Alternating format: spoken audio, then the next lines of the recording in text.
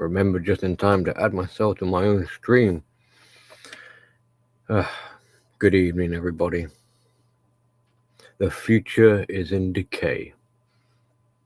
Hopefully this won't be a very long one. I'm a little bit peeved, a bit annoyed. I might get a bit emotional during this live stream. So as the topic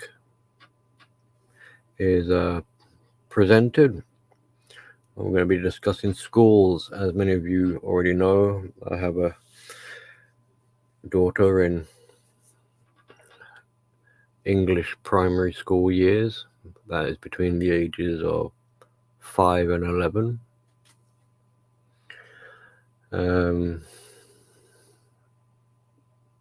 She's in year 3, right bang in the middle. And this is are we in July yet? No, we're at the end of June. So we're approaching the end of the school year. And in the last, it feels like less than a month, since the half-term break, since we came back from the half-term break, there's been a lot of last-minute happenings. It's almost like they're, I don't know, trying to catch up on all the things they've been putting off. So it's a bit irritating. It's kind of disrupts schedules and plans and makes things awkward. And a lot of these happenings are cost involved. So the school, at least my kid's school in particular, is trying to crowdfund continually. I mean, I call it hustling or scamming. And it's a bit infuriating because it's expense after expense after expense. And they expect they're using the kids to put the pressure on, which I don't really appreciate. It takes away the freedom to be able to choose. And as my kid is autistic, she doesn't quite understand, or she can be quite stubborn and adamant.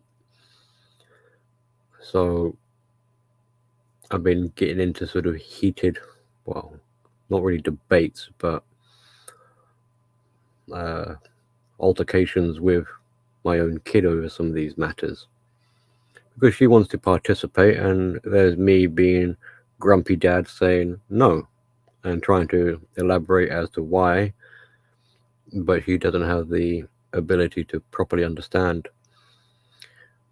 But I will give her some I do give her some credit, which I'll get into in a little while when we discuss the tuck shop section of the conversation. Now,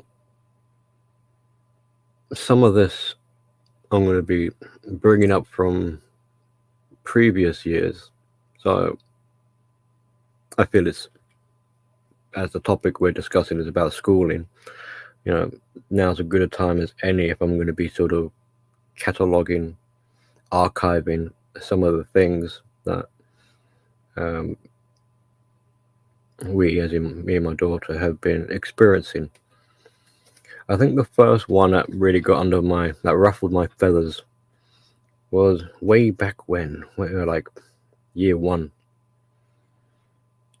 or two things back then. One is this notion of caring is sharing. Have any of you guys heard that? Caring is sharing. Caring is sharing, don't you know? And I said to my kid, no, it's not. Those are two separate words. Caring is caring, and sharing is sharing. Two separate words. Do not blur the boundaries or definitions.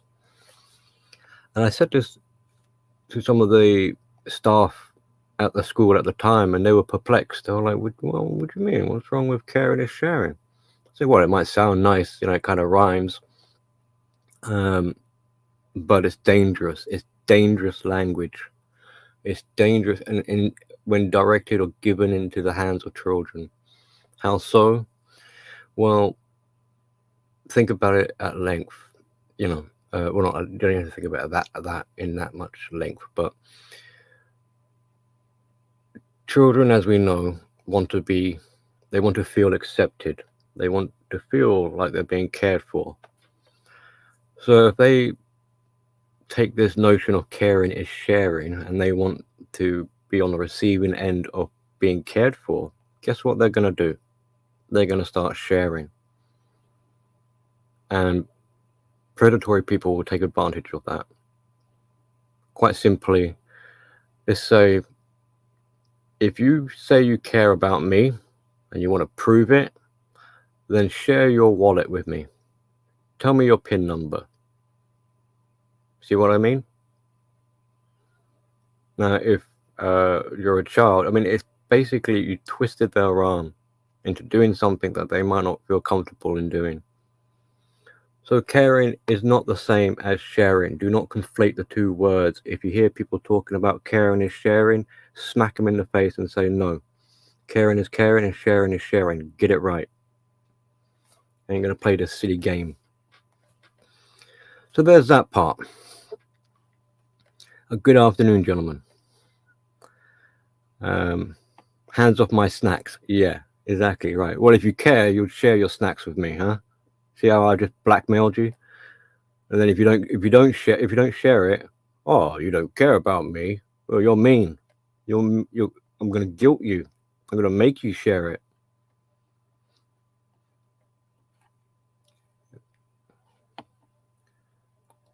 So caring is not sharing. Now you can do both, but do not conflate the words as if they are equally the same. And obviously children, especially young children, primary school age, aren't going to understand that. So that was in year 1. That was 2 years ago. I was already hearing things like that. And then the other part that I remember when thinking back, reminiscing on year 1, was I had a sensory room for the more, like struggling students. And my kid would be going to that room quite a bit. And upon discovery, I find that this sensory room is lights and tranquility. It's meant to be like peace and, quiet, and somewhere where they can, it's supposed to sound as if it's meant to be like meditation, but with the dim lights and the colorful lights and soft toy things like squidgy, like fidget spinners, that kind of stuff we've probably seen in shops, fidget spinners. And we've got in the market now, we've got these like these silicone button type things where you basically poke it and it depresses and pops back out it's like a fidget type toy. And I don't approve of these items. I can see why, especially for people with sensory issues like autistic children. But what I was finding or discovering, I'd go collect my kid, and they'll tell me that today she went into the sensory room. Like she got a bit upset, and she had to go in the sensory room, and it was becoming a recurring pattern. I'm like, well, how is she going to cope with life if every time she gets stressed, she's being taken into like a room where she can daydream and go into la la land? This isn't helping. If anything, it's making it worse. Now, I don't know if they still have a sensory room. I don't hear about it in my kid's current year, in year 3 now. But I suppose I suspect they still have it for at least the younger years. So that's another area which I don't see very helpful. I can sort of understand the logic of, well, if kids are getting worked up, they're stressing out and they're overstimulated, we don't want them their heads to explode. So this is why we have these sensory rooms. But there's got to be a bit more I don't know, research or understanding as to, or like a consideration to wean them off it so that they don't end up becoming reliant on these alternative ways to cope with life. I mean, how are you going to get on, like when you're an older chap, or kid or whatever, you can't expect to be going into like sensory room and playing with fidget toys to calm down. But the thing is, I think to some degree we do see that going on now. You hear about, I don't know, do you hear about, you guys heard of coloring books aimed at adults to help soothe them? I mean, this is where we're getting to now, where we've got supposedly adults who need nurturing. Their emotions need soothing because for whatever reason they're finding things too stressful. So we've got generations of pansies growing up, unfortunately, and I don't see it getting any better if it's not really being addressed. Now, obviously, like life is difficult. Obviously, it has its stresses, but this is why you're really, I mean, particularly coming from a parental position, you're supposed to, I would imagine, like teach your children how to cope and process the world, and to educate them in ways where they can self-soothe and not have to be reliant on stimuli to give them a bit of dopamine and sort of regulate their emotions. You want them to be able to do that for themselves. I see some other guys are popping in. Good to see you, gentlemen. Thank you for being here. I noticed Human is live streaming right now, and he's a great content creator, great topics. I always feel like chiming in, but it goes so fast that I just observe. But I like his topic. I think his topic at the moment is life better with or without her? So yeah, if you don't know Human, go check out his work. Great guy. So that anyway. So back to ranting about the school. Grr. So that was basically year one of my kid. So what then did I notice? Then we had that's when Corona, the lockdown came along, and formalities started to change. We were told that we can't drop our kids off in the playground. We had to line up outside in the street. We were overflowing into the road. It was causing traffic and hassle and aggravation. Fast forward to present times, we still actually drop the children off at the gate, but we don't have to line up as such.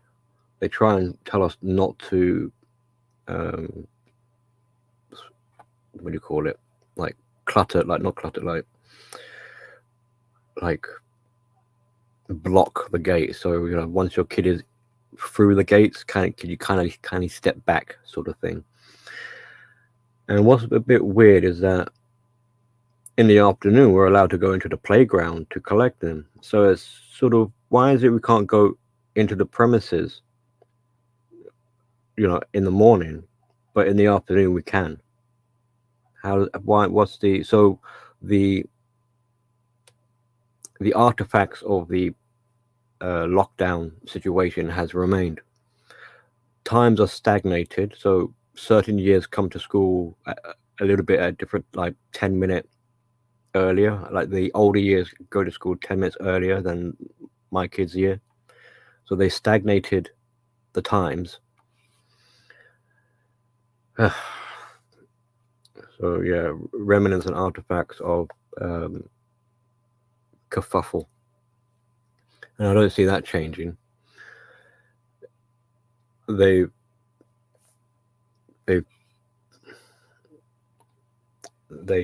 moaned to the point. I've mentioned it before, but again, I'll bring it up now because I'm discussing school malarkey. in a bid to make the streets safer, because there's just so much pollution that the kids are dying of asthma on the way to school or something like this. They blockaded the road. They were having like these pollution detectors to try and back it up with some science. And yeah, they blocked the road for an hour in the morning and an hour in the afternoon. And now there are cameras on that road, like license plate readers. And on top of it, it was to encourage children to utilize, because if there are no cars on the road anymore, it's like, hey, that means you can walk in the road, you can cycle, you can ride your scooter in the road. So they're now breeding in a culture where kids are sort of like, can I walk in the road or not? Which road can I walk in? So that kind of aggravates me. I mean, I'm already kind of peed off anyway with 20-mile-hour speed limits on the side streets. And I was having an argument with one of the parents about this, who lives in a single breath away. Like she's about maybe, I don't know, 10 doors away from the school. Like you could hold your breath and kind of walk to the school. Well, maybe that's exaggerating a bit, but it's very close. She's probably one of the closest people to the school, right? And she's complaining about how dreadful it is, and how this no cars is a wonderful idea. And then the other argument was because it supposedly causes congestion and traffic. But I don't see how making cars reroute their journey solves the traffic. It makes it, in my opinion, makes it worse. And it doesn't make the air any cleaner. It just pushes this. If it was that toxic, that smoggy, it just pushes it into the surrounding roads, makes it someone else's problem. And I thought, and in any case, like, are we meant to be having cars more efficient, more clean, more electric? So how can this argument really be made? But it doesn't stop them. It went ahead anyway, and now we've got it. So, I mean, in some ways, there are some pros about it. It's you're less likely to step in dog crap if you walk in the road than you are on the pavement. I give them that. So those are a couple of things. Hold on, let me check the comments again.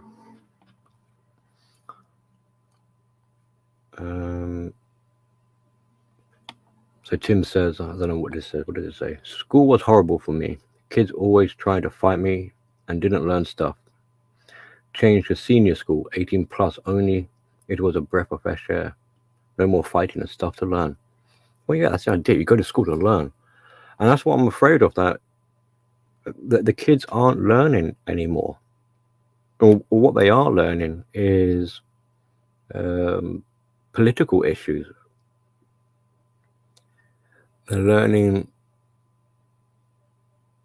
not appropriate life skills that are going to help them out, like an alternative form of, well, what society deems to be important now.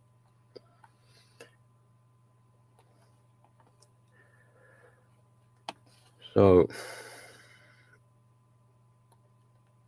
I've mentioned the road. Now, there was a Women's Day, International Women's Day. There is Racist Day. There is Anti-Bullying Day. There are all these kind of celebration day, and usually it means no uniform day as well, which for an autistic kid such as mine, she now doesn't see the point in a uniform. See, they're sort of catch-22, because it's like the amount of times she doesn't need to wear one. Like, well, why do I need to wear a uniform? What's the importance of one? And when she does wear a uniform, it's kind of shoddy. You know, it's like she might wear the, they're meant to have they call it house, like for PE, they're meant to have house colors. So like a colored t-shirt with the school logo on it. And I thought, sod that, I'll just get you a white t-shirt and screw them. I'm not buying dedicated. I don't know if you guys have that in your countries and things like that, but if you buy clothes from the uniform shop with the school logo on it, it costs a bit more than just a basic t-shirt or whatever, blouse, skirt from other outlets. Which reminds me, in the first year, it's just bad timing, I suppose. The school, so I had purchased, because I was not as on the ball back then. I thought it was like essential. So I had purchased, when she started the school, I purchased the uniform accordingly with the logo, only to find out that later on in that same year, the school updated their logo. So I had to buy a new uniform with the new logo. But they were like, look, if you want to carry on wearing the old one, you can, but we've changed it really. And instead of a light blue, we've gone to a darker blue. So I was like, damn it. You're changing. So the whole uniform thing is embarrassing. Not for me really, or for my kid, but on the part on the side of like the school should be embarrassed of themselves. And they're not teaching the importance of the uniform. And like I just said as well, it makes it difficult when I'm trying to instill etiquettes into my kid who doesn't understand the relevance of it.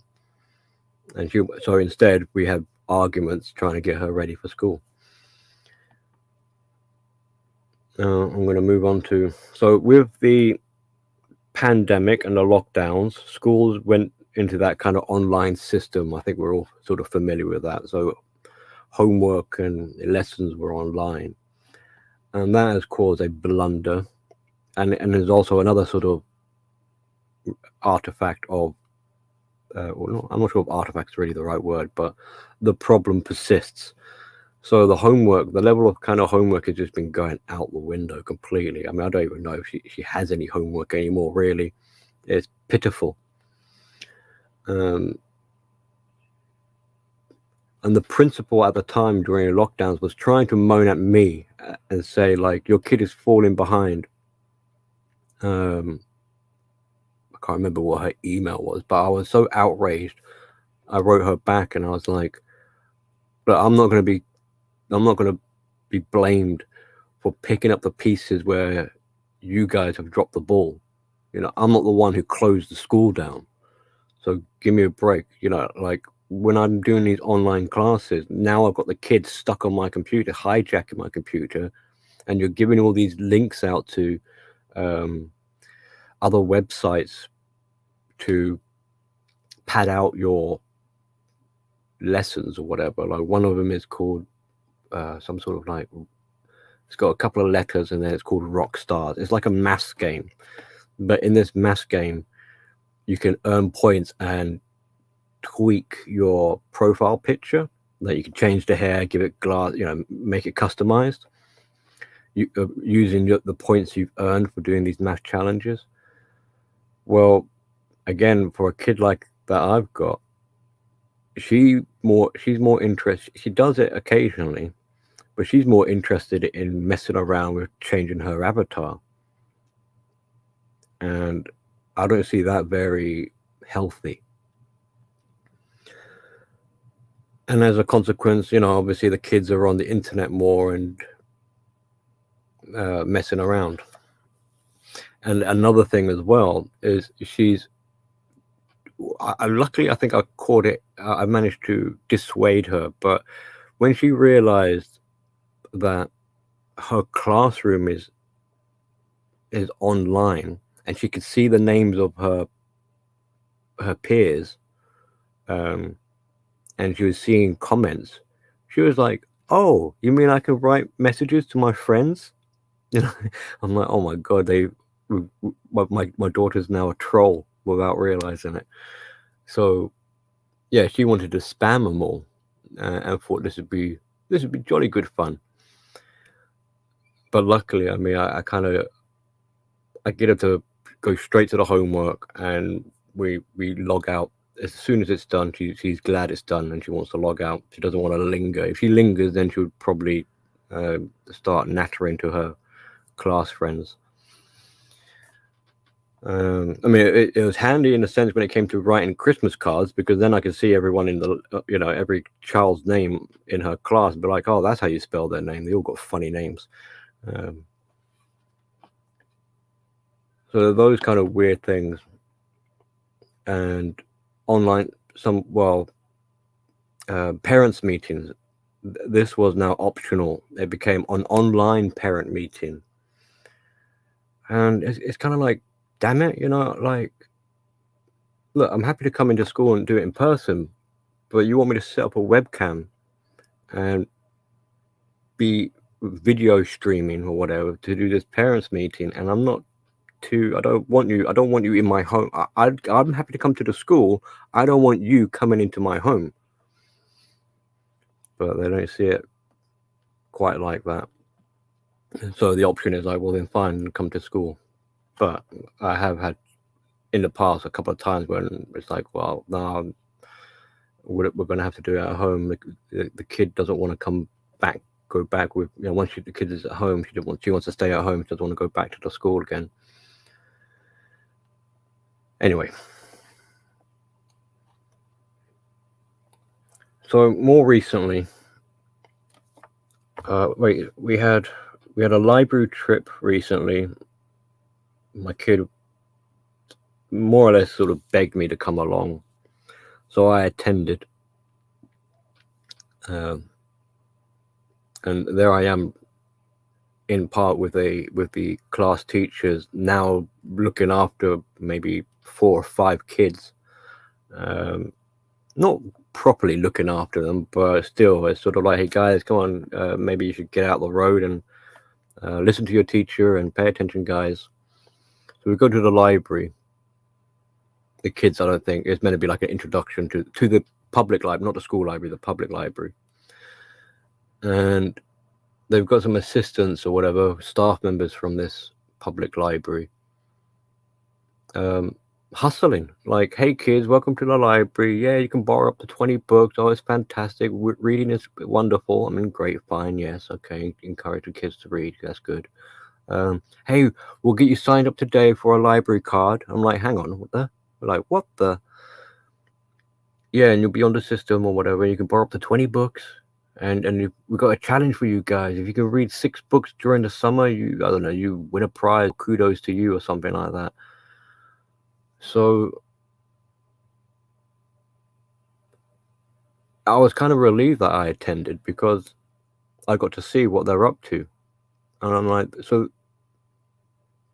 the other parents are oblivious to this sort of thing. Or maybe they might know, but so I wasn't too pleased with that. And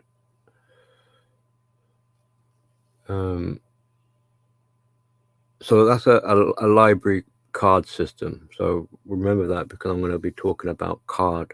We're entering a card culture. Get your Pokemon cards. Get your collection of trading cards or whatever. And that leads me on to talking about the tuck shop. Like a snack shop. And the premise for this was, hey, we want to teach the kids how to save money. So we're going to open up a shop and sell items more expensive than you'd find at the supermarket. Right.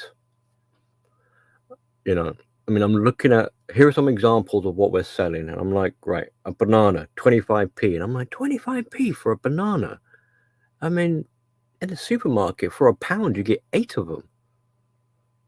And I'm like, looking at they've got like these fruit shoot, like a mini sort of fruit drink. Right, 50p for that. And I'm like, how much is that in the supermarket? And I get it for 25p, so half price. So yeah, so a good little hustle the school's got there, double the profits. And the thing is, they didn't want cash.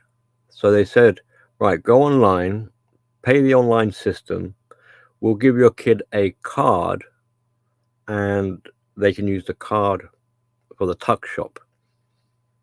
And I'm thinking, this is crap. On multiple levels, but we'll get into like the cashless society aspect of it in just a second. Later, I find out that apparently if they go over their money, and then the next time they go to a tuck shop, they're not going to be able to buy as much stuff. So I'm like, okay, so you're teaching them how to be in debt, are you? Apparently they mentioned tax. I'm like, right. So, I mean, yes, it's good that you're, at some point mentioning like tax, but are they doing it in a way which is sort of like, we're going to take more money from you? Get ready for that one, kids. Don't forget to pay your taxes. We won't teach you anything actually else that's sort of beneficial. We won't teach you how to like not spend money. We'll teach you how to we'll teach you how to spend money to buy the more expensive items, to buy it straight from us, to get in debt, and to make sure pay your taxes. I mean, talk about exploitation. So I thought, all right, you want to play this game? So I said to my kid, I'll tell you what. They wanted to start the children off. Hey, why don't you, top up their bank card, their school bank card with £1? I said, I'll tell you what, kid. If you don't spend anything, I'll top up you. I'll pay the £1 on your school bank card. But if you spend zero, I'll double the money. And I told her, because it's a rip-off and it's too expensive. And this is one of them proud moments I had. So when she went to the school and I dropped her off at the gate, she immediately went up to one of the teachers and it was just like, because I think it was like she knew it was tuck shop day. It just went, tuck shop, it's a rip-off and it's expensive, literally verbatim, like just matter of factly, just there you are in your face. And it kind of caught the teacher off guard, like she was a bit stunned by it. So I had to sort of butt in and be like, oh yeah, well, sorry about that. Yeah, I've told her, and then I told her the deal I made, and she was like, oh, that's really good. I was like, yeah, screw you, school. So my kid was more pleased about saving the money, and good on her for doing that. So really, like, who's the one teaching the children to save money here? Is it the school, or was it dad? I mean, if anything, my kid made some money. Anyway, so you got the library card, you got this bank card.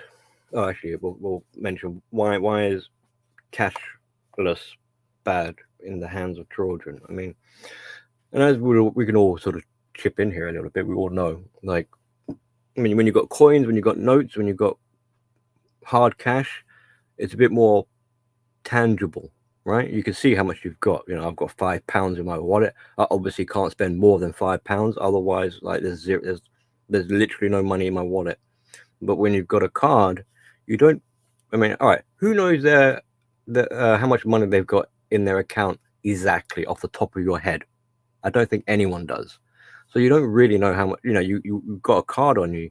You don't really know how much you've got. And if you're trying to say to yourself, like, we're a £5 limit, and you're going to different, like, several shops, especially, keeping track of how much you're spending is going to be very difficult. And more likely than not, what you'll end up doing is just having this sort of attitude, sod it, just put it on the card, beep, there,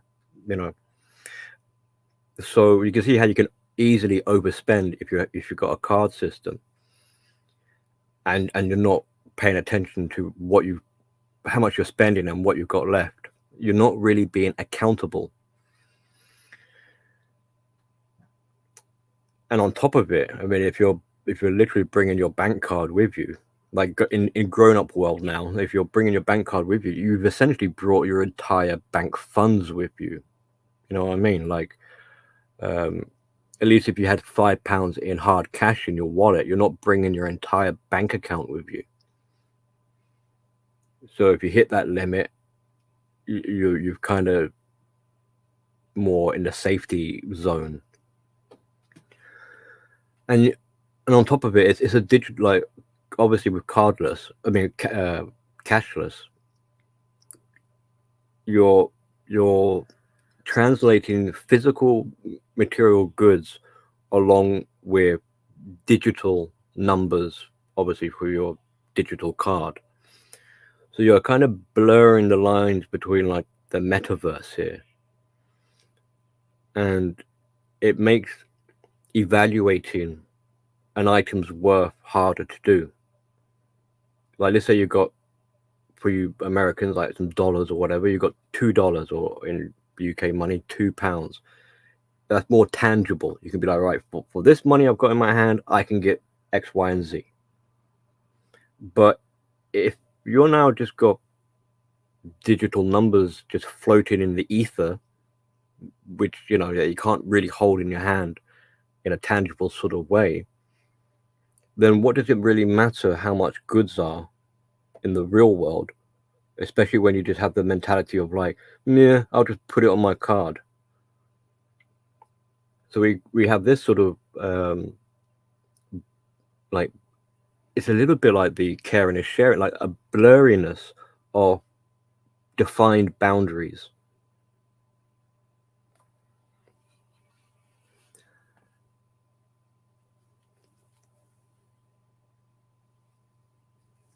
So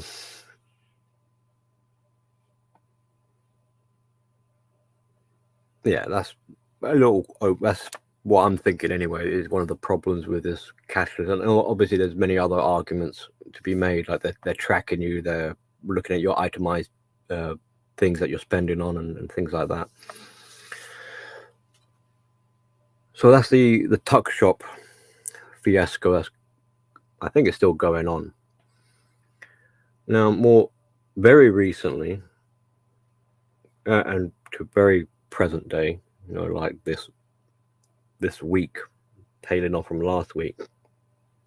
As some of you know, before I get into my other rant, this is also going to be a rant, by the way. I was applying for a parent governor position, and this I don't think was a spectacular position to really hold. It's not a very powerful one. As a parent governor, you would be beneath the main governors, so I don't think you're making any decisions as such. As a parent governor, you're just a ambassador or representative. You still have the governing board, who are the ones who are making the financial decisions for the school and policies and stipulations or whatever. So they were looking for a parent governor. Two of them actually turned out. They wanted two parent governors to voice, I suppose, the parent side of things. Doesn't mean, it doesn't really mean they're going to listen to you or do as you say. It just means on paper it's good for their PR or something like that. Like, yes, we listen to the parents. Now, you're not supposed to speak on parents' behalf, but you're meant to give a parent's perspective. And as some of you are already aware, they wanted to show a bit of a preference they were looking for men, because I suppose if they're looking for men, it means that they're all women generally. So some of you, like Emperor Chris out there, if he's still here listening, was joking around like, you're going to get a diversity hire. Now, unfortunately, they said if it's more than like a couple of applications, they're going to have to put it to voting, like a ballot, an election, which negated the whole diversity side of it. It turned out 5 applicants applied, including myself. 3 of them are women, and only 2 of them are men. Now, if they're looking for 2 people to fill the position, and they're wanting men to be applying or to fill those roles, in a way, like the voting election thing is not necessary, because only 2 men applied in the first place.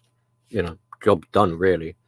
And if that was the case, then I would have got this position along with the other gentleman, who I later found out wasn't really interested in. I don't know why he applied for it, but he did anyway. But he tells me that he wasn't really all that serious in doing it.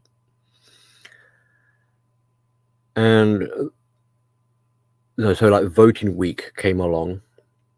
I thought I'd hang back because I didn't feel it would be very appropriate for a candidate to be voting in. But some of the parents were coming up to me saying, "Hey, we voted for you," which made me blush actually, because I was like, "Seriously, you actually voted for me? Wow, thank you." So I got my hopes up. So I knew I got some votes.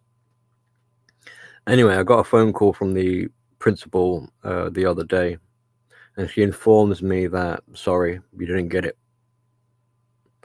So with a bit of deducing, we can surmise that if I didn't get it, that puts, and they're looking for 2 people, remember, so out of the other 4 candidates, only one of them is a male. So we already know automatically then, well, the other one must be a female. And if the other male didn't get wasn't elected, then both positions have been filled in by females, which happens to be the case. I find out today that the other man did not get the position either. So both positions have been filled by women. What would have made it a bit more fairer or a bit more professional is if when they were announcing the candidates for this election, they sent out an email to to every parent of the school. Here are the 5 candidates, here are their names, and here is a paragraph or so of what we've written in our application. I didn't realize they were going to do this copy and paste. So they just basically copied and paste people's applications. It was like, right, this is what they've been saying, cast your vote. Well, one of the parents who said they voted for me said they loved what I've written. And no. Would you be interested in knowing what I've written? I'd have to kind of do a little bit of clicky and bring it up. But I thought it was pretty blow my own trumpet. But anyway, I didn't get a position. There's no point in really reading it. And yeah, and that is that. That's not the so I will be, so instead of being in a position of parent governor where I can hassle the governing board like directly, instead I'm going to have to hassle the parent governor. So it doesn't mean I'm going to be silenced, in my opinion. It just means that my tirade is going to have to resonate through several tiers of the ladder before it gets to the top. Let the bells ring. So I'll just quickly look at the comments, see if anything particularly stands out that I need to.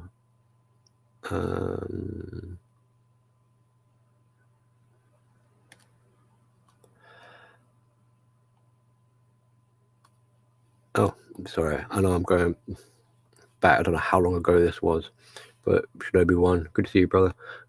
I've had to fight. I have had fights, talk to each the principal and the teachers. They avoid me now. Yeah, my kid's principal is extra like pleasantries with me. That kind of that. She's a bit. Well, she's fawning, I suppose. So she's trying to be all goody with me because she's a bit intimidated. What is Billy going to say to her? What is he going to complain about next?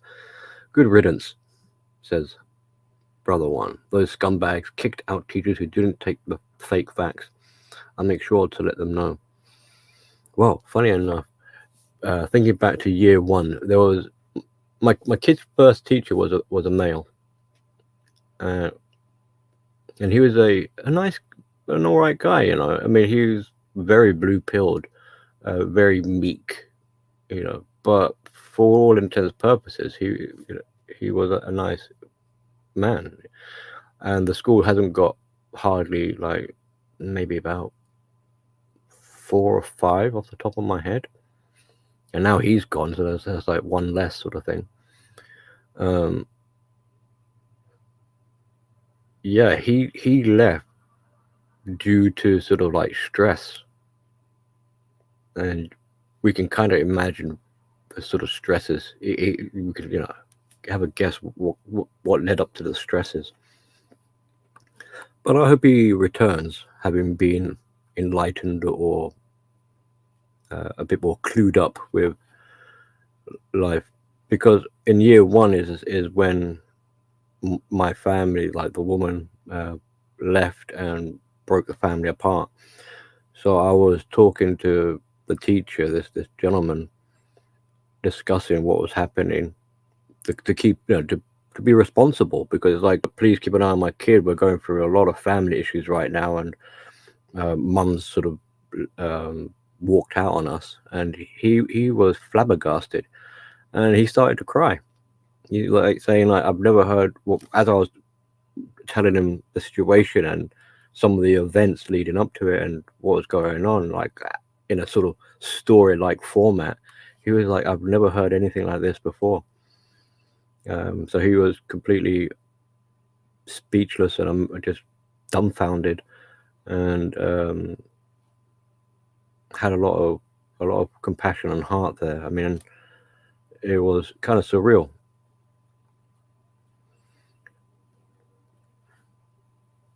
When I see a paragraph, I'm like, something's being said. So that kind of stands out to me a bit more. Okay, so D-Man, in many places, anyone receiving certain benefits are required to submit applications. I see it all the time where I live up and work. People only applying because they are required to.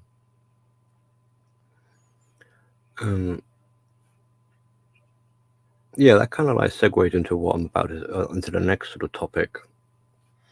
What was happening here? It's not really an application. It's more like a registration.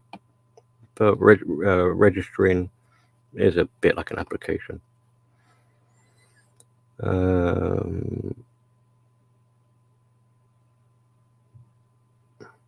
But yeah, so Angler. Oh, good to see you, man. Yeah, this wasn't a proper, like, signatures weren't required. It was check boxes. Just put an X in the box and fold up your piece of paper and drop it in the other box. So it was anonymous. It was on a school level, so it wasn't like looking at your social security number and IDs or signing it or dating it or anything like that. It's just a silly little tallying up of the local teachers or whatever, the parents of the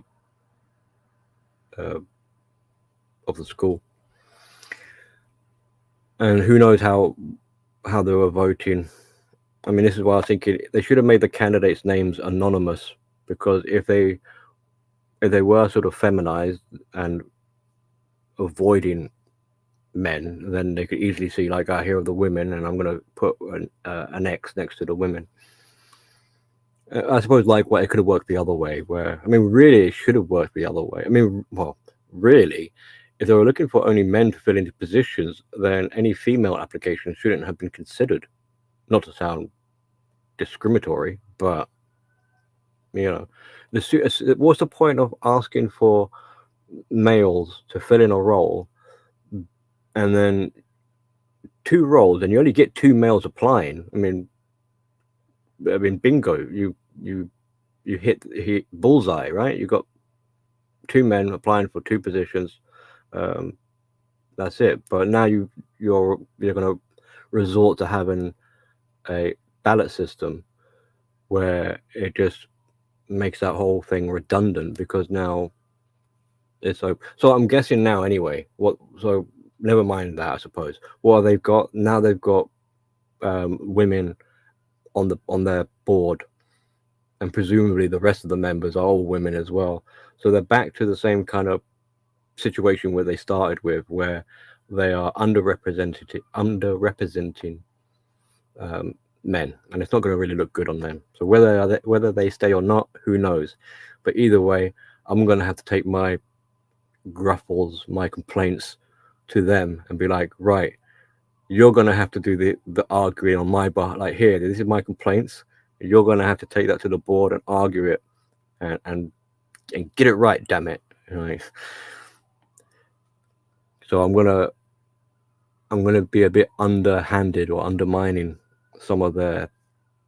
I mean, I'm very close to, like, printing out my own sort of dossier and handing little pamphlets out to parents myself in the playground, just to give them heads up and be like, look, this is what I think of certain aspects of school are running, just so that you know. Here, have a little read of that and see what you think. I mean, that's that's what I would have done if I got the position of parent governor. That's the kind of level of, well, I would have felt my duty would be to start talking to parents and having conversations with them, find out their inputs, what are their issues and their concerns, and talk back and relay them to relevant information or people that need to go pester and get assistance or whatever. So basically, like, just because I haven't got the title of a parent governor doesn't stop me in a way acting as if I was one, like basically rallying up my own my own sort of political party. I don't know if it's a political party, but my own like gulag of members in the playground and become a bit of a nuisance. I think some of the parents already know that I'm like, oh God, the bearer of bad news. Here comes Billy. He's going to tell us something that he's not happy with. So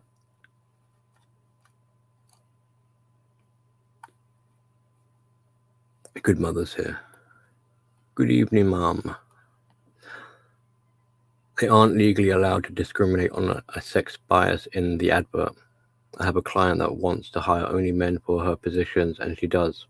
But she has to waste time with all the women who apply. Yeah, I mean, I have to reread it. I mean, it might have said, like, we would prefer men applying for the role. But either way, I mean, it's kind of, not to sound too big-headed, but, like, whatever man, like, they've lost out on that male viewpoint or aspect, so they're lost, which I suppose is going to be our loss. It will kind of like ricochet. So that brings me on to really the main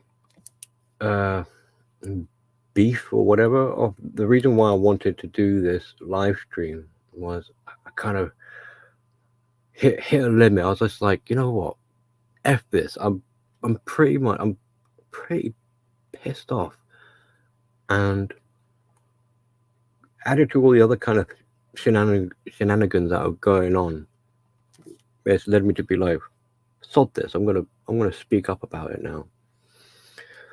So the latest virtue signaling campaign is something called Beat the Street. I suppose I've got the pamphlet right in front of me. There must be a website on this thing. I don't know. Beat the Street. It seems to be a London-based thing, and the idea is like I got like another card culture, collector cards. I don't remember having. When was the first time? Do you guys remember? When was the first time you had a card of power? I don't remember. And what kind of card was it? I think mine was like a national insurance card. I can't see a website on here, but Beat the Street anyway. So the idea is that you get this card. I think you can apply to get a key fob, and on certain lampposts they've put this little card reader thing. And the idea is that you go up to these lampposts with your card and you beep it or whatever. It flashes a light at you, and apparently you collect 10 points. What are these points for? I don't know. It doesn't say here what they're for. And these boxes are spread out all over London. So if you travel to the next box to beep your card, it's like, well done, here's a cookie kind of thing. Like, here's another 10 points. So it's meant to encourage fitness and I suppose maybe a little bit of traveling, exploration, maybe. Um, but apart from that, I mean, it's pretty. What's the point about it, kind of thing. Um, I see a lot more problems tied in with it than any of the benefits. I mean, they're on this little pamphlet. I'll read it out to you. It says, "Happy, healthy kids. Beat the Street is free. Fun way to help kids achieve. To help get kids active for the 60 minutes a day they need." So they're expecting kids to be active for 60 days, running around London, beeping these cards. And it's supposed to be free. I mean, we know nothing in life is free. So how can this be free? Who's paying for it? Who paid for these boxes to be put on lampposts? Happy, healthy adults. Because obviously you'll be with your kid being dragged around. Almost half our players are adults. And they tell us that they enjoy Beat the Street because it helps them get the kids outdoors, off screens, and spend more time together. Yes, because apparently adults aren't spending time with their kids, and this is going to help get them together. It also boosts their mood and gets them moving. Boost their mood, does it? Shall I tell you what my kid was like this morning and this afternoon? Dad, what is it, honey? Get ready for school.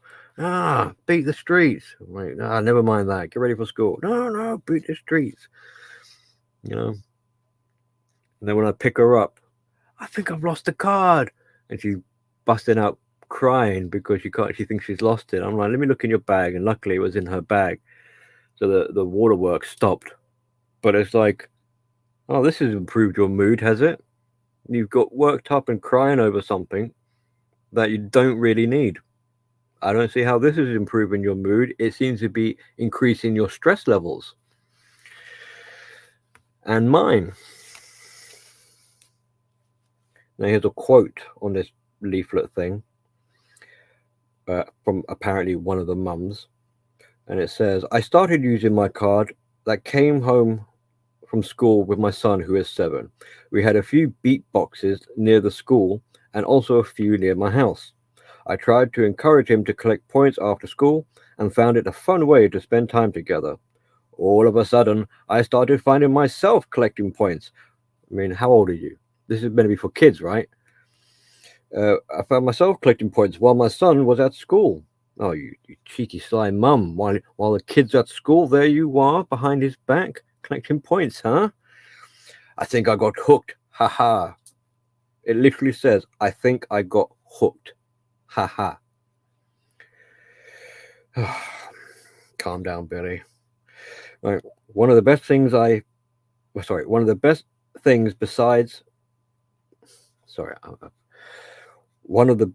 things beside the feel-good factor of doing Beat the Street was meeting so many other people and having fun.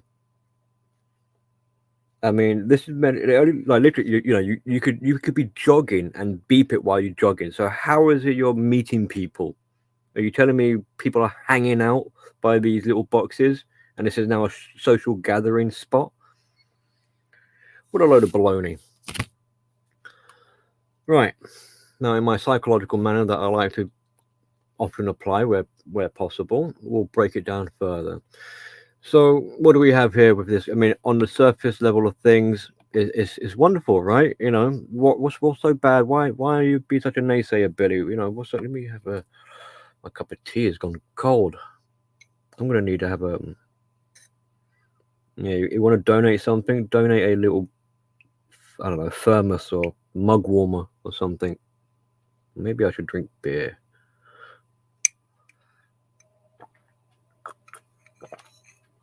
Oh, lukewarm. Okay. So, where do we begin? All right, already.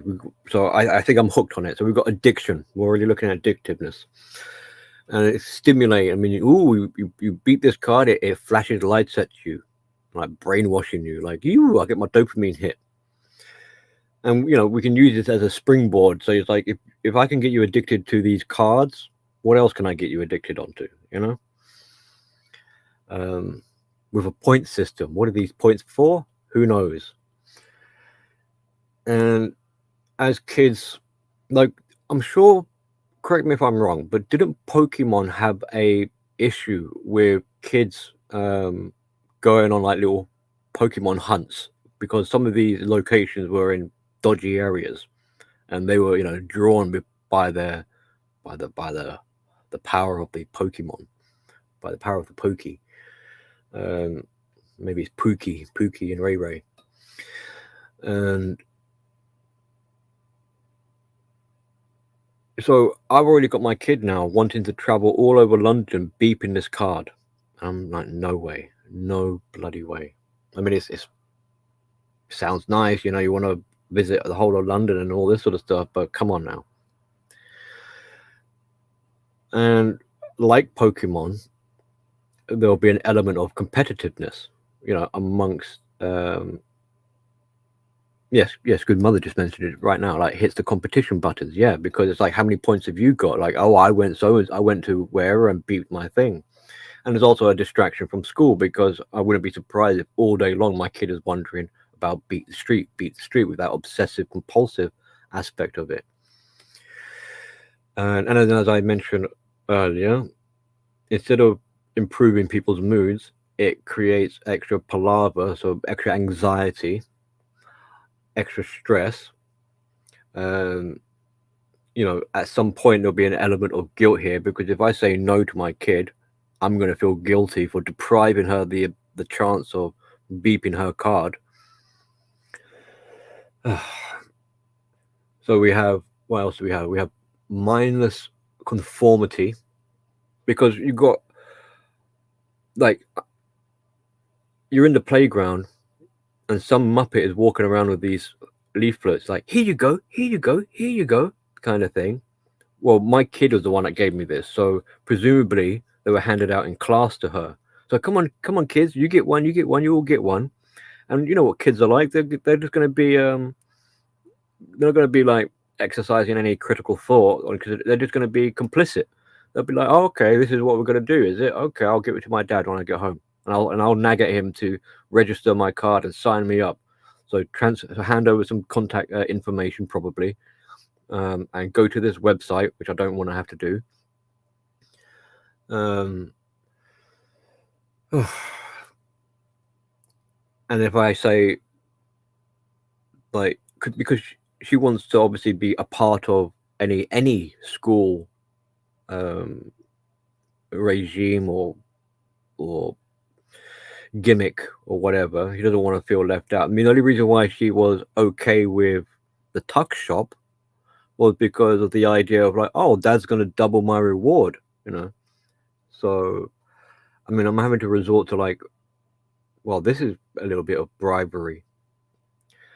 I've actually got a little list, my little psychological list of bullet points here by my side. So, mindless conformity at the cost of individualism. It encourages dependence because it's holding your esteem hostage. So instead of doing things for your own self-benefit, your own sense of self-worth and respect, you're doing it for that pat on the back, for that cookie, for that the chemical, brain fart, sorry, for the dopamine hit. So instead of delayed gratification of your own hard work and merit, this is going to be like an instant gratification. Essentially what this is going to be doing is it's going to be cultivating, how did I word it? I write it down. Where did I write it down? I'll just go through my list. It'll pop up in a minute. So it holds the self-esteem hostage in the hands of this card. I mean, a piece of plastic card currently has my child's self-esteem. See how BS that is? A little box on a lamppost is what is going to make my kid feel better rather than my kid doing it for herself. Oh, in a minute, I'm going to go down there and thump the bloody thing. So this is promoting card culture next. Yeah, I wrote that down. Yeah. How much does this infrastructure cost? This system. And this is cult behavior, because if you don't do this, then shame on you. You know, feel bad for not participating in what everyone else is Why are you being a spoil sport? You know, you you you loner or whatever, you weirdo. See what I mean? So you want to be part of the community. It's all band together and be all lovey-dovey. Then you're going to have to do this. And this passive, and this is a form of grooming. So it might not seem like it, but it's kind of predatory in its makeup, in its structuring. So with a passive compliance, especially like you've given these cards to the kids. You're like, not it's not like I was given it and it was my discretion to be like, yeah, I'll show this to my daughter and see what she thinks about it. Like that, I don't have the opportunity or the right to have made that choice. It was taken away from me. I declare oppression. Um, but yeah, so target the kids, groom the kids, and then berate the parents, or use the children as weapons to get the parents in line. See how insidious and I mean, I don't know how much aware they are of this happening, but this is how it's set up and structured. I mean, they might not be totally aware, but on a subconscious level, they knew to give these cards to the children. Don't give it to the parents, because the parents might not give it to the kid. You know what I mean? Like, we want to get all these people, we want all these MFs, these motherfuckers. We want to get them all signed up to this thing. So give it to the kids, and the kids will already pass it and okay it, and then the parents will have to fall in line.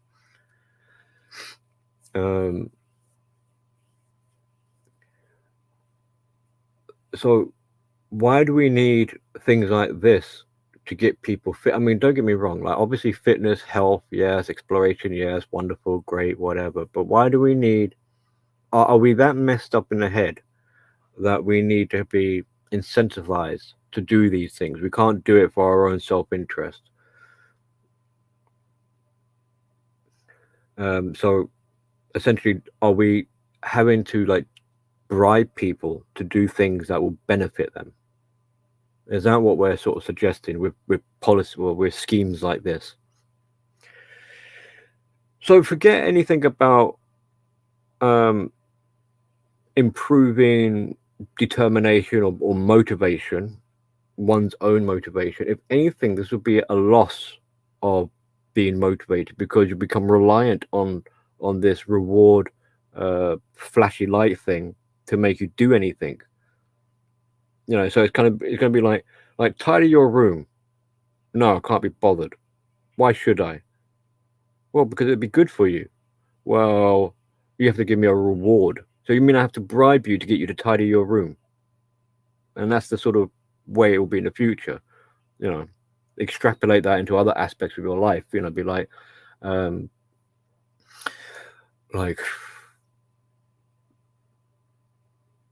well, go get a job. Like, why would I? Well, the idea is you get a job, the reward is you get paid for it. But I mean, I don't know. Like, go get a hobby or something, or go do something. No, because I'm not getting anything for it. And it's like, damn it, that's not the point. Stop wasting. Stop just. Stop. Like you're festering. So yeah, instead of self improvement, we'll see the opposite. Instead of happiness and self, like a pride or being proud of oneself, instead you'll start to feel less than, because obviously if you're not getting these dopamine hits of well done success, you're going to start feeling pretty crappy about yourself. It's going to get you down. And at what point are these flashy lights well done, these point collecting or whatever. At what point does that have to be the bar has the ante has to be increased because it doesn't do the same as it once did? So overall, this scheme, I mean, what function is it serving? Like, is the goal here is to make people more health, from what they're saying anyway, is to make people more healthy, improve their mood, and I suppose have a bit more time together with your children. Why can't you do that without this scheme? It says it says a lot in a bad way about what we've got, um, and it's embarrassing to think that, oh, so this is going to correct society, is it? This is what the utopia of the future will be, thanks to this little box on a lamppost making everything wonderful for everyone. I don't think so. So what do we have realistically instead? We have schemes taking advantage and perpetuating vulnerability in people. It's making them, it's grooming, it's exploiting, it's predatory, it's taking advantage. I just said that. It's I see more value in it from a study point of view, in a way of like, look, we can look at the data in a way and be like, this is where people are in their mental state, where with only just the slightest bit of prodding, we can get them hooked on a system that easy, that quickly as well. We can implement it across a city big as London, get all these people signed up in a blink of an eye, and we can sell them. I mean, that quote I read to you from that mother who said, where is it? I think I got hooked, ha ha, on the pamphlet. It's so in your face. And the rest of the thing that she was talking about, how she was collecting points while the kid was at school. It's like, don't you have a job? Shouldn't you be cleaning the house or something? Like, what are you doing? Oh, and it gives me, I spend more time with my kids. Why? What were you doing before? You know what I mean? Well, I want to smack someone. This would be the stream that breaks Billy. So, and that's with so-called normal kids. I mean, like I said, like my kid is autistic, so how this will play out with my kid, who knows? But if she repeats what she was like with the tuck shop, after me ranting at her for a while about it, she's going to be sticking it to the school and telling them they can shove their card where it belongs. So, and obviously this is virtue signaling, because it's like, look at me, I've got a card, I'm part of the system, I'm all about saving the environment and being healthy, ooh la la kind of thing. I'm a good, and that in its as well is like that dopamine hit. I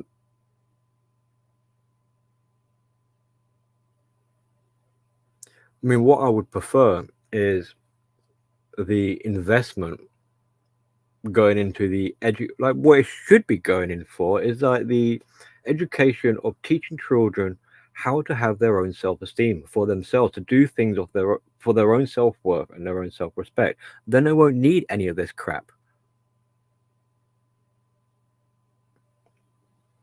You know, it's going to be pretty pitiful that if my kid is upset, be like, oh, don't worry, honey, you don't need to like calm yourself down. All we need to do is, hey, let's go beep this card on the box and make it flash a couple of lights. There you go. Do you feel better now? It's sad.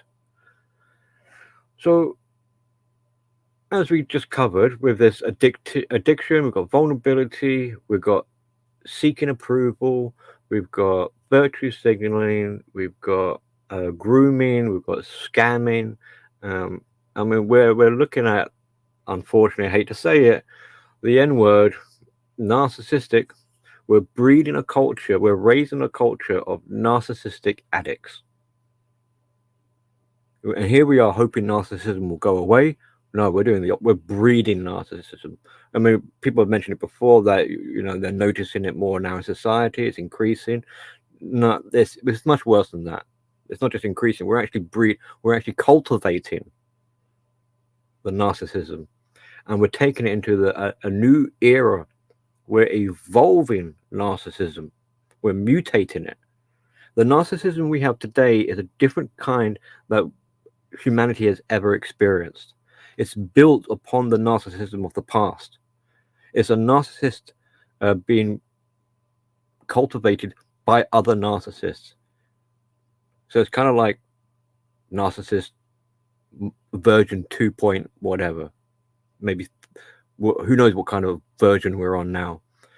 But this is one of the reasons why research is having to play catch up in trying to get a handle on what on earth is going on.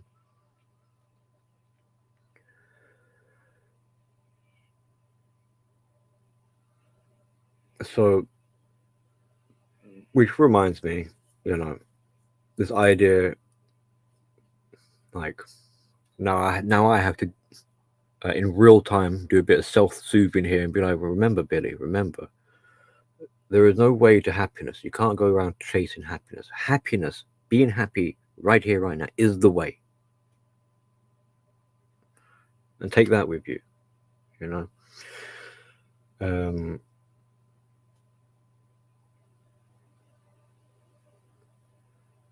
And so that's why the subject matter of this, despite it's supposed to be about the school, really, I mean, the future currently, the way it is in decay. It's rotting away. I mean, it's one thing if the world was to collapse, society was to collapse. Yeah, okay, fine. I mean, that's not very good or whatever, but fine. But the manner in which it's doing it, it's rotting. It's putrefying. And I don't know, but I find it very grotesque. That's about it, gentlemen and lady, madam, ladies, whoever's watching. Not sure what else to say. So it's a bit of a grim, aggravated note to be ending on. I'll just quickly, if anyone's got a question or something they want to add, perhaps they want to jump on the panel, now's the time to sort of speak up, let your voices be heard. Join the governing board of grumpy old people.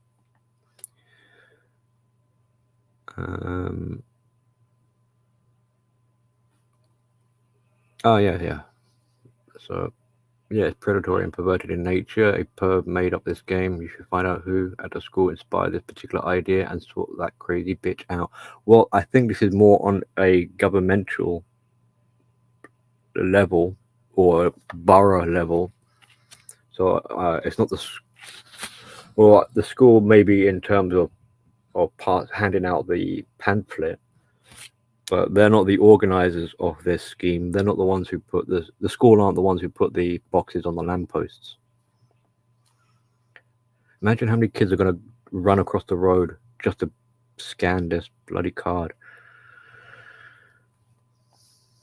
Anyway, I also envision that this thing won't have longevity. About people will become bored.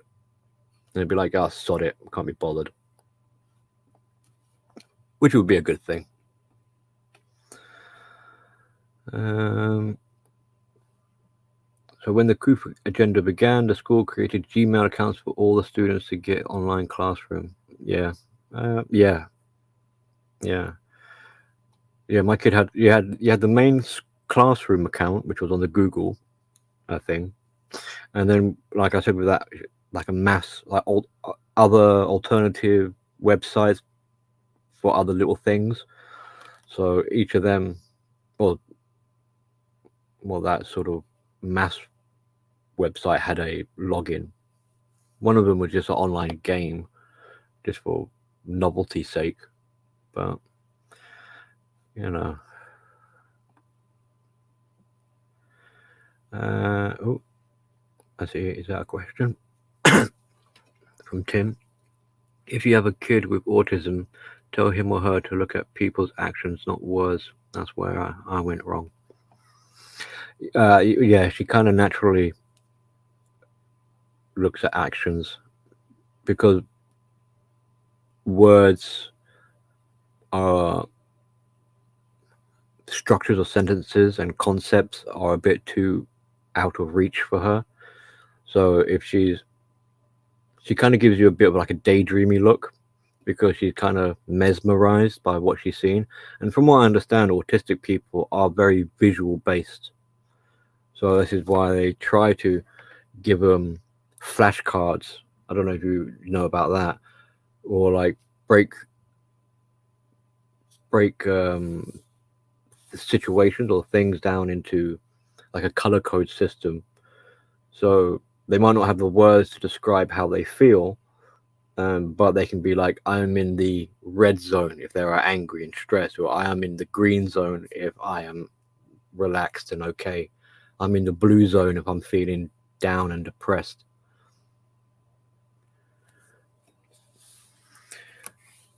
So yeah.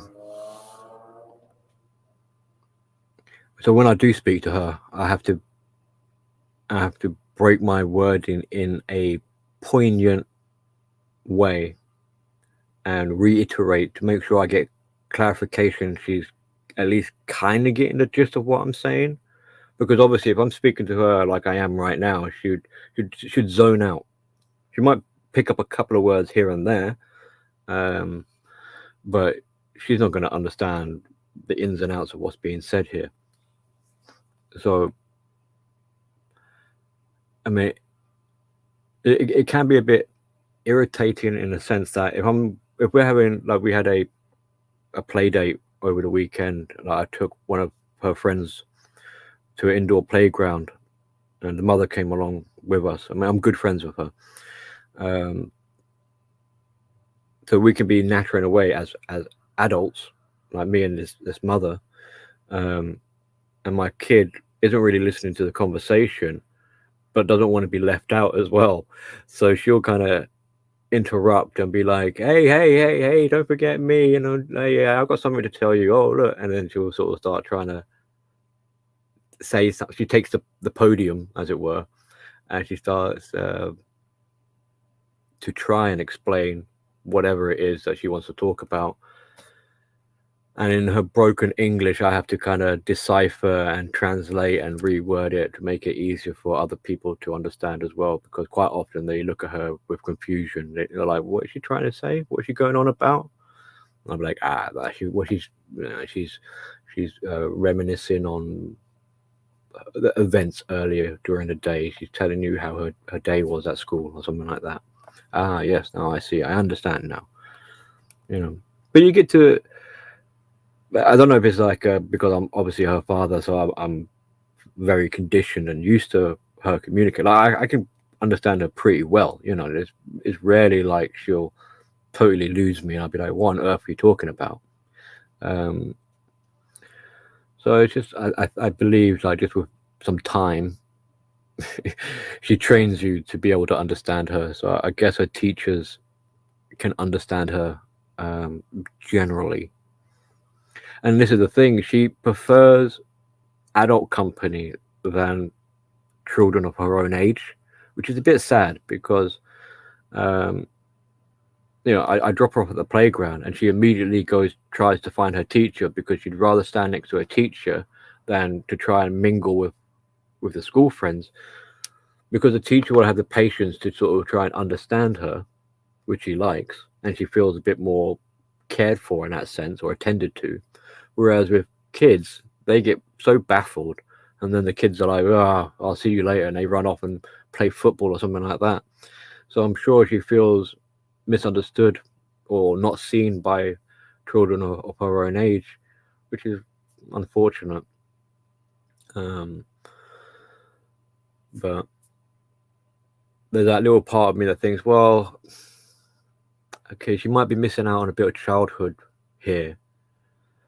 At least she will be maybe a bit more when as she gets older, because she's had more of a adult sort of influence. Maybe she might be a bit more mature as she gets older in her mindset. I don't know. So any questions anyone want to jump on? Because I'm pretty much going to end it in a minute. Thank you for that, Tim. And thank you everyone who pops by and who's following along.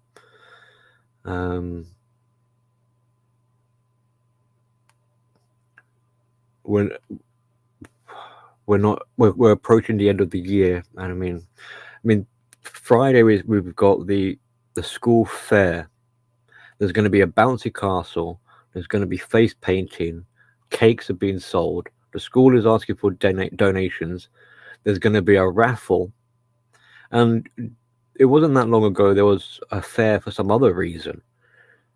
So I already know what to expect. Like the bouncy castle is going to be swamped.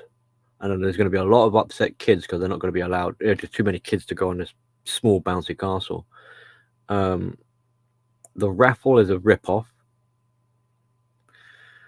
And I mean, I was already annoyed last time with the raffle because it's kind of like, so you want to encourage children to learn how to gamble? Take your like the lottery. Because what is a raffle? Essentially, it's a lottery. So I don't know. That's this Friday, and my kid wants to go to that, and I'm like, no, that's going to be another expense. I'll tell you what, I'll take you to McDonald's instead. How about that? I mean, I might be able to, but then it's kind of like, it's almost like bribery again, or pacifying, or bartering, I don't know. And then they're going to be selling ice lollies in the playground for 50p in order to save money for a trip to Thorpe Park. That's an amusement theme park, like Disneyland kind of thing. And that's causing me that's giving me palpitations right now. I'm like, wait, an autistic kid at a adrenaline-filled theme park. She's already bad enough as it is at the fun fair.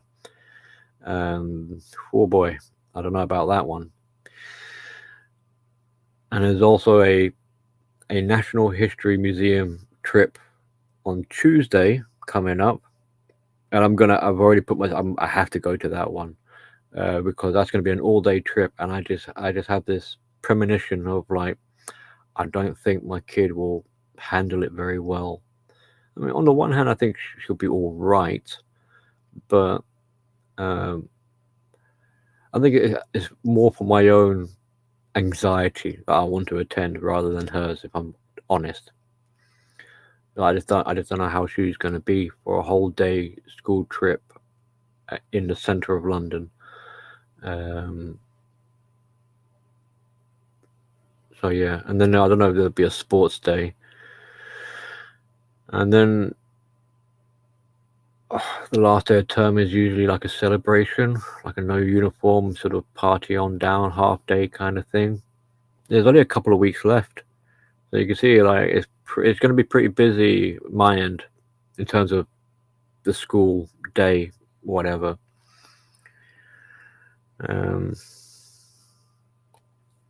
What's D-Man got to say? Our 7th grade math teacher taught us how to gamble. 5 years later, I would see him at the casino. Still there to this day. Yeah, well, maybe that, I don't know. I suppose the casino, the gambling was before he taught you how to gamble. So he taught you from experience. Angela says, around here, schools and organizations are doing this all the time. I think my kiddo is getting sick of the obligation. Yeah. Oh, that reminded me. Because you got beat the street. Before this one, there was eat them to defeat them, and it was to encourage kids to eat their vegetables.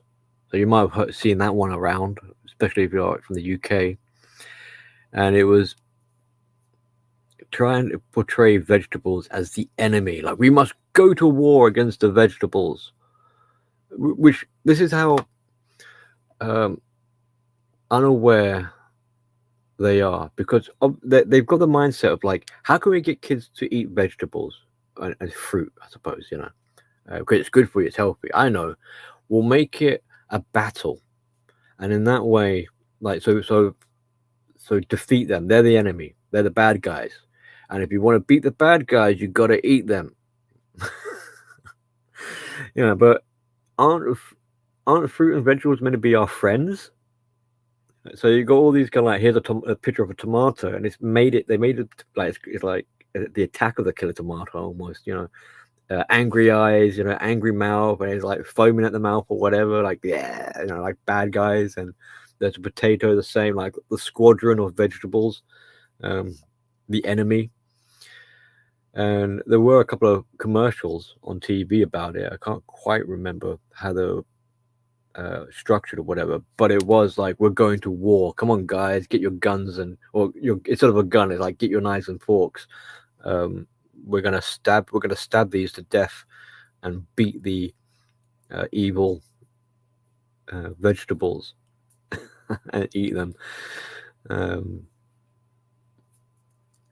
Yeah, which makes me think, what is with all this? So we've got beat the street, and we've got this attacking of vegetables. So we're looking at like, we're breeding in, on top of that narcissism earlier, we're breeding in this hostility and this violence into the children. It's like, you must be enraged, or you must. Well, I suppose this is why we have SJW. It's not just your social justice, like, you believe in social justice issues. No, you're a warrior. We are going to war. You are going to battle. You're going to go fight. Under this veil of we're peace-loving hippies and sunshine and rainbows and positivity. You see how very sinister and creepy that is, where you got these apparently these so-called like noble or nobility groups and communities who are just wanting things to be wonderful and splendid, but behind all that, deep-seated, is this vicious, angry, nasty aggressiveness that seeps through and wants to now get the kids like that. And in the future, they'll be surprised if in the future they'd be like, well, I don't know what's wrong with the youth of today. They're so angry. They're so violent. Like, yeah, I wonder where that came from. They're so angry and violent, and they really have a poor outlook on life, and they're very depressed and hate who they are. Really?